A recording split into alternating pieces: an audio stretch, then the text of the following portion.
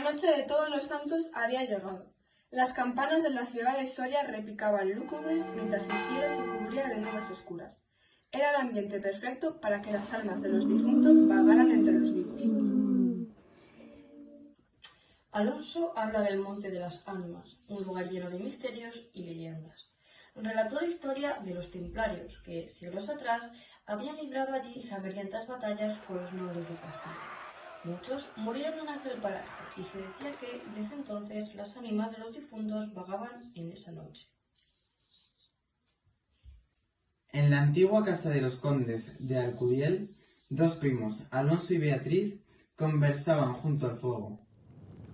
Alonso, joven cazador apasionado, había regresado tras una jornada de caza en el Monte de las Ánimas.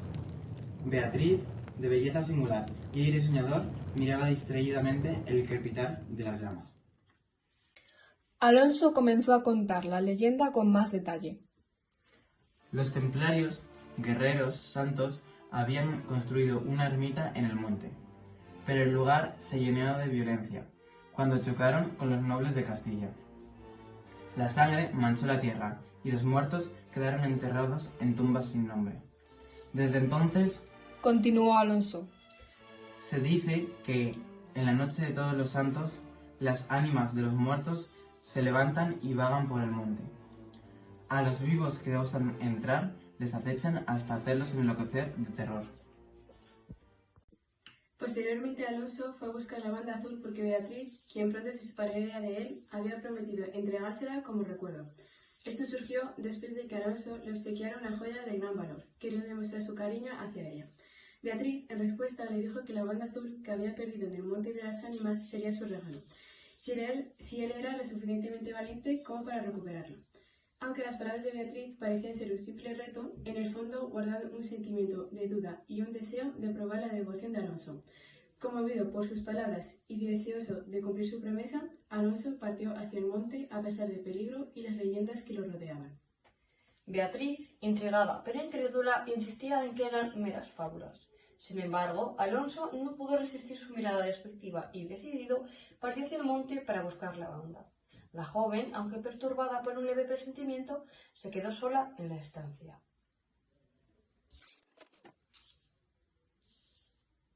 Las horas pasaron lentas, el viento afuera ululaba y el murmullo de las campanas resonaba como si fueran lámparas. Beatriz intentó distraerse, pero el recuerdo de la leyenda y la partida de Alonso le llenaron de inquietud de tal manera que no la dejaban dormir. A la mañana siguiente, Beatriz encontró la banda ensangrientada y desgarrada en sus aposentos, y los criados le informaron que encontraron a Alonso muerto cerca del Monte de las Ánimas. Beatriz, al enterarse, fue presa de un pavor inmenso. Las campanas continuaron sonando, y su mente no pudo soportar la culpa. Dicen que, poco después, ella también sucumbió al embrujo del monte. Desde entonces, el Monte de las Ánimas es un lugar maldito, donde cada noche de Todos los Santos se escucha el eco de los pasos de las ánimas arrastrando cadenas y lanzando lamentos al viento. Algunos aseguran que, si uno escucha con atención, puede distinguir entre los suspiros de las ánimas el nombre de Beatriz, llamada con una voz desgarrada y desesperada. Quizás sea Alonso, o tal vez su propia conciencia que no la deja descansar. La leyenda del Monte de las Ánimas persiste hasta hoy, recordando que hay lugares donde el pasado no se olvida y donde los vivos deben temer a los muertos. Porque en noches como esta los límites entre ambos mundos desaparecen y no todos regresan. Así termina la historia de Alonso y Beatriz,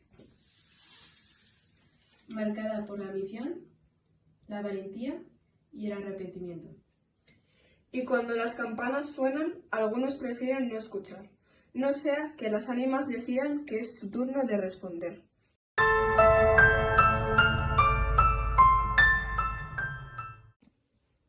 El Monte de las Ánimas es mucho más que una historia de fantasmas. Es una crítica al orgullo humano, una reflexión sobre las emociones desbordadas, la confrontación con la muerte y las consecuencias de desafiar lo desconocido.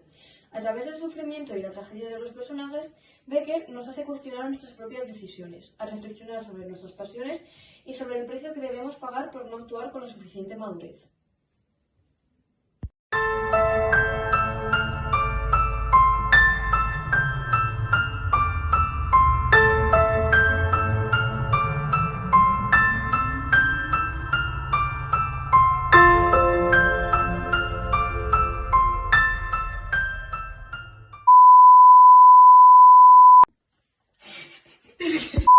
guerreros santos, habían construido una ermita en el monte, Vamos a ver, ¿Qué espérate. sí que es esto?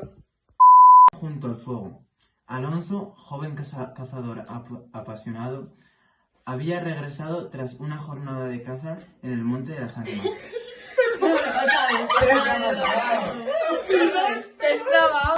Aposentos y los criados le informaron de... A la mañana siguiente, Beatriz encuentra... Entonces las ánimas de los difuntos vagaban en esa noche. Mira, se ha movido.